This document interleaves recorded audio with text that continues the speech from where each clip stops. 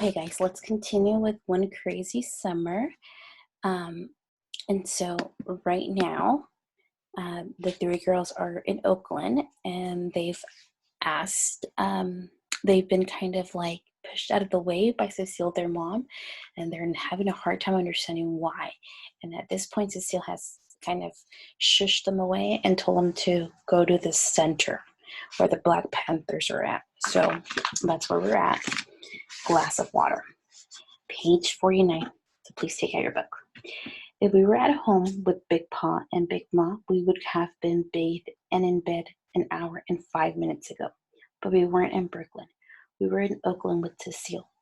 I glanced at my trusty Timex. I wasn't mad that Bonetta had gotten the Timex with the pink wristband and couldn't hold on to it, while mine is in plain brown and still on my arm. My brown leather wristband is just fine. It's the clock part that matters anyways. I could count on it to keep things running on schedule. Its waterproof face told me why I needed to know 9:35 in the evening, that it took 3 minutes to warm water and a handful of Tide soap powder to make the right amount of sets.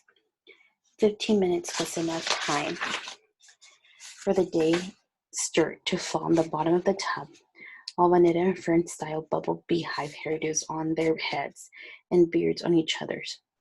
But give them 1 minute longer and I'd end up pulling Fern off Vanetta and mopping up sops of water splashed onto the bathroom tiles. After I got my sisters and out dried and lotioned, I took my bath, setting my watch on the porcelain edge to keep an eye on my own 12 minutes in the tub. The watch part might have been waterproof, but the plain brown leather band didn't care for soap and hot water. Bath water made the leather hard and climbing against my skin.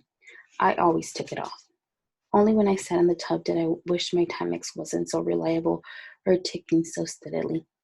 Oh, how I wish the minute hand would slow down and give me time for a nice long soak. Wish I would all I wanted. I couldn't leave Vanetta and Fern alone to sort out who'd sleep in what end of the day bed. 3 extra minutes in the tub and I'd be sorry. I stuck to a schedule. So I want you to think, why do you think the author writes about her being so intact with time? Like, she keeps an eye on time. So why do you think she does that? Or what is the purpose of her? I'm sure there's more, right? Than explaining how her time routine is usually. So I want you to think of characterization and how we characterize a person or a character in a story. And how would you characterize this character? We were in the summer nights. Fernetta and Fern laid side by side, their elbows propped on the higher bed while I sat on the lower bed. Fern's eyelids grew droopy. Still, she yawned and demanded story time. I opened Peter Pan, of the books I checked out for a 2-week loan before I left Brooklyn. I had it all worked out and counted pages. I read each night, dividing into 12 nights, 28 days. I had $2.08 in my drawer at home to pay for the late fees for the remaining 2 weeks when we returned to Brooklyn. This Peter Pan was better than the Peter Pan coloring books at home. It was a real book, thick and more than 100 pages of adventures. Vanetta and Fern were soon under a spell of Peter and Wendy's flying like fairies.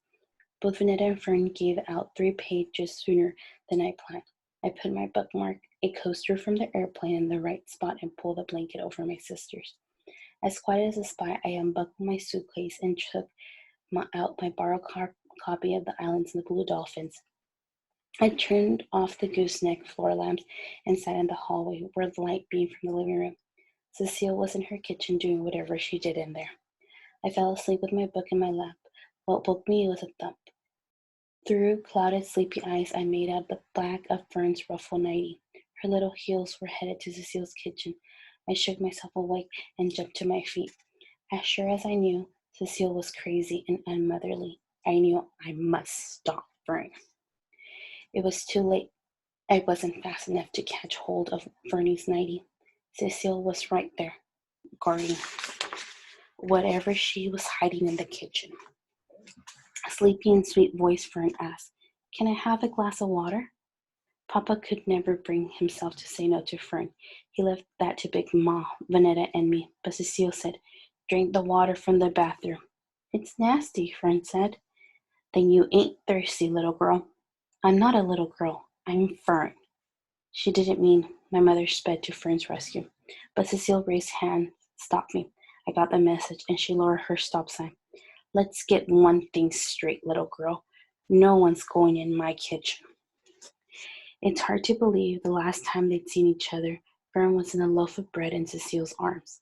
That was until Uncle Darnell told it to me. Some pieces of it I even remember. How Cecile had nursed Fern, burped her, and placed her in the crib before leaving us. It's funny that Cecile had at least thought to give Fern a last drink, but at the same time, the same left Fern wanting her milk. Now they stood across each other, Cecile towering over Fern with her arms crossed and Fern looking up at Cecile. Fern bawled, both fists banging them against her sides like she usually did before she jumped on Vanetta. I took one of Fern's fists in my hand and eased the flat, but I put it on talking to White Fox's voice and said, Can you get her a glass of cold water? I'm used to doing what's hard, like 3 days worth of homework in one night to catch up from being out of school sick, like 46 push-ups in 60 seconds to win a bet with a boy, like standing mean mouth over Vanetta and Fern until they swallowed tablespoons of hard pine cough syrup. But saying please without actually saying it to someone you don't want to say please to in the first date tops the list of hard. When Cecile raised her hand, I pushed Fern back, not knowing if she raised her hand only to point down at Fern. I didn't know Cecile yet. I didn't know how mean or crazy she was. She said, Stay out there. Then she backed into the kitchen, muttering, Didn't ask no one to send you here. No way.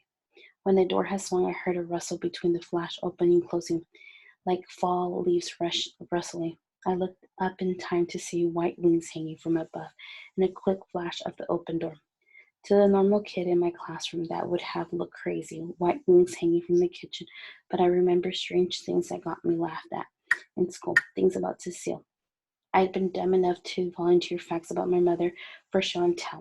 My mother writes cereal boxes on the wall, I'd proudly say in second grade. And this, the white wings hanging from the house, wasn't strange at all. It was halfway what I expected.